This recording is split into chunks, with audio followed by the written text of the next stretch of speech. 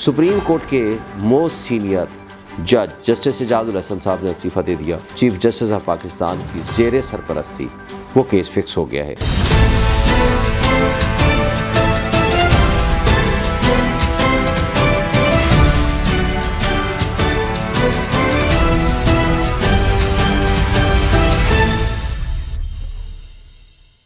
बिस्मिल्लाहिर्रहमानिर्रहीम।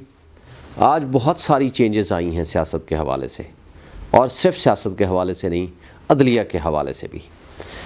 एक तो ये कि जिस तरह कल बल्ले का निशान पेशावर हाई कोर्ट ने हमें दे दिया था, आज इलेक्शन कमीशन ऑफ पाकिस्तान जो कि मुनसिफ है, एक गैर जानबदार इदारा है, उसने एक जानबदारी का मुजाहरा करते हुए एक पार्टी बन के आज इलेक्शन कमीशन ऑफ पाकिस्तान ने उस फैसले को चैलेंज कर दिया।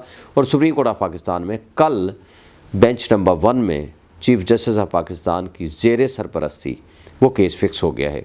और हम उम्मीद करते हैं कि इंशाअल्लाह बल्ले का निशान हमें मिलेगा और हमारे पास रहेगा, इसलिए कि ये ना सिर्फ पार्टीज़ का फंडामेंटल राइट है, बल्कि ये बहुत बड़ी तादाद में जो एक अवाम है उसका बुनियादी हक़ है। उस बुनियादी हक़ से PTI को या अवाम को महरूम नहीं किया जा सकता, जबकि ये एक सेटल्ड लॉ है कि जो सुप्रीम कोर्ट है या जो हाई कोर्ट्स हैं वो लोगों के बुनियादी हुकूक के तहफ़्फ़ुज़ की ज़ामिन होती हैं।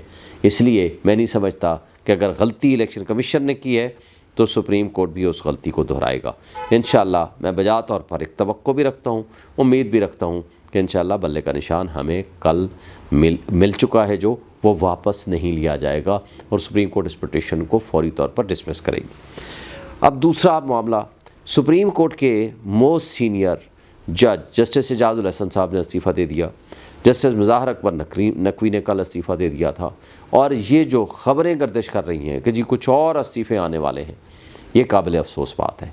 इससे अदलिया का नुकसान होगा, इससे इदारों का नुकसान होगा।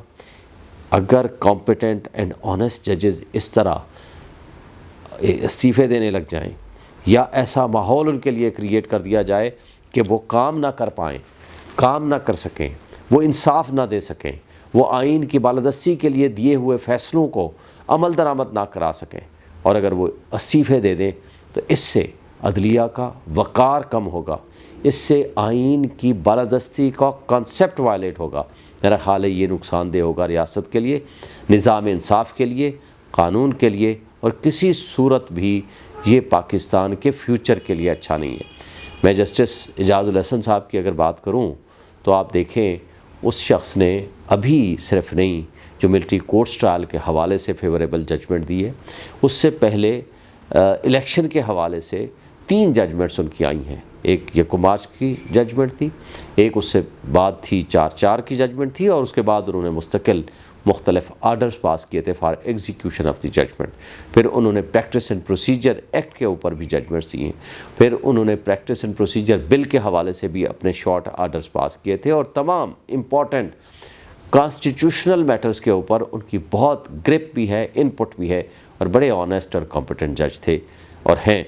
मेरा ख़्याल है कि उनको अपना इस्तीफ़ा वापस लेना चाहिए, और अगर मज़ीद कोई इस्तीफ़े आने का इरादा है या देने का इरादा है, या कोई तकसीम सुप्रीम कोर्ट में चल रही है, या किसी की तरफ से प्रेशर है, मैं समझता हूँ कि इन चीज़ों को बैठ के चीफ जस्टिस ऑफ पाकिस्तान को और सुप्रीम कोर्ट के तमाम जजेस को बैठ के हल करना चाहिए।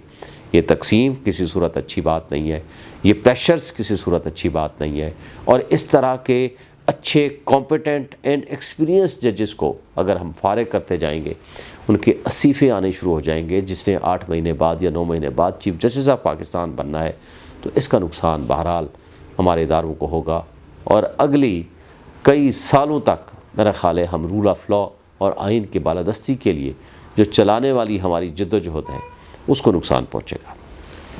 फिर एक और बात, आज इंशाअल्लाह टिकटों की तकसीम होगी, और सब लोगों को अपनी अपनी टिकटें मिल जाएंगी, और इस हवाले से बड़ी एक वाज़ेह पैगाम है इमरान खान साहब का।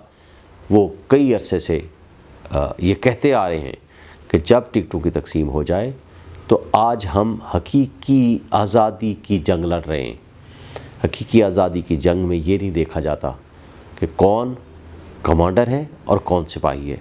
सबको जद्दोजहद करनी है, सब ने मेहनत करनी है। حق سچ کی خاطر، حقیقی آزادی کی خاطر، اس ملک کی خاطر، آئین کی بالادستی کی خاطر، قانون کی بالادستی کی خاطر اور ملک کی اکانومی کو بہتر کرنے کی خاطر سب نے عمران خان کے سپاہی بن کے پی ٹی آئی کے تمام مرکز نے اپنی جدوجہد کو جاری رکھنا ہے. جس کو بھی ٹکٹ ملے سب نے اس کا ساتھ دینا ہے اور یہ ہم سب کی بہت بڑی ذمہ داری ہے. اور اسی طرح آپ دیکھیں گے نون لیگ جو یہ کہا کرتی تھی کہ ہم نے تو کنگز پارٹی سے کنارہ کشی کر لی، ہم تو لوٹوں کو کسی صورت اپنے قریب نہیں آنے دیں گے.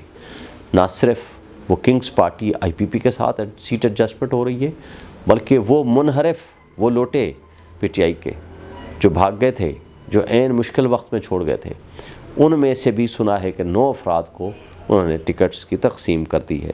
یہ نہ صرف پی ٹی آئی کے لیے اچھا نہیں ہوگا بلکہ جمہوری اور سیاسی نظام کے لیے بھی بہت بری بات ہوگی. اور level playing field P T I کو کب ملے گا یہ وقت بتائے گا، اور کل کا فیصلہ ڈٹرمن کرے گا کیا level playing field P T I کو واقعی مل رہی ہے یا نہیں. اس کا فیصلہ بھی کل ہوگا. کل جو سپریم کورٹ کا فیصلہ آئے گا اس کے اوپر ڈیپینڈ ہوگا. آج ایک اور بھی بہت اہم ڈیولپمنٹ ہوئی ہے، وہ ہے سائفر کا کیس. اس سے جج ابو الحسنات ذوالقرنین نے پھر جو 14 دسمبر کو آرڈر کیا تھا اس کو جسٹس میاں گل حسن اورنگزیب نے سیٹیسائیڈ کر دیا.